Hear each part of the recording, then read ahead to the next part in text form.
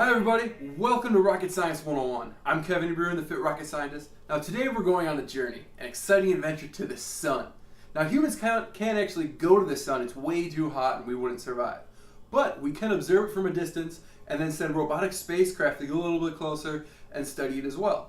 So, what do we know about the sun? Well, the sun is a star. It's essentially a big ball of gas. And it's the closest star to us here, our home planet of Earth. Now, there are other stars. You look in the night sky, you see them all over the place. Well, the closest stars besides our own sun to us are Alpha Centauri A and B, which is about 4.3 light years away, and then Proxima Centauri, which is a smaller one. It's not one of the major ones, and that one's 4.22 light years away. So a light year, I say that, what does that mean? Well, a light year is equal to 9 trillion kilometers, or 6 trillion miles. So that's if you're traveling at the speed of light, 300,000 meters per second, how long would it take you to get there? It would take you 4.2 years to get to Proxima Centauri, our closest star. Like, that's approximately 25 trillion miles. Like, that's insane. Alright? So, now the sun, its age, it's about 4.5 billion years old from what we can tell. You know, it's the center of our solar system here. It's where all of the planets circle and orbit around, where back in before 1600, they thought that the Earth was the center of the universe and everything rotated around the sun. But then Galileo looked through his telescope in about 1610 and saw Jupiter and 4 of its largest moons orbiting around it, and that changed our thinking to that we aren't the center of the universe. The sun is the center of our solar system, and its gravitational pull keeps all the other planets in orbit around it. So the sun's gravity, it's huge. It's 28 times that of Earth.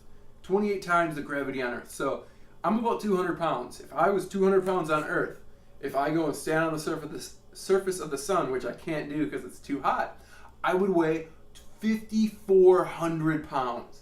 That's a lot. So the sun does spin. It is the center of the universe, but it is spinning on its own axis. And it spins, makes one full revolution about once every 26 days. All right? It sits about 150 million kilometers, or 93 million miles, from us here on Earth. So we define that unit in space as 1 AU, an astronomical unit. And that's how we can measure the distances in space that are really, really long and really big. So 1 AU is equal to 150 million kilometers, or 93 million miles. So now we get into the sun's size. I mean, it is huge. It's massive. It is way bigger than Earth.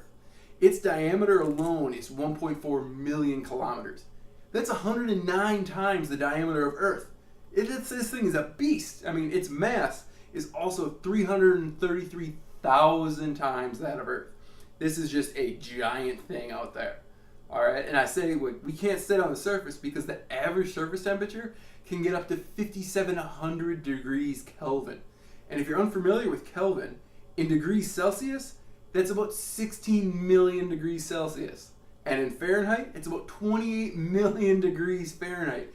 It is just so hot, it's this big ball of gas, and that's why we can feel the sun while we're here on Earth. It's what gives us our heat, our energy. You can't stare directly at it, your eyes will start burning because of the intense energy and heat that is coming off of this thing. So that's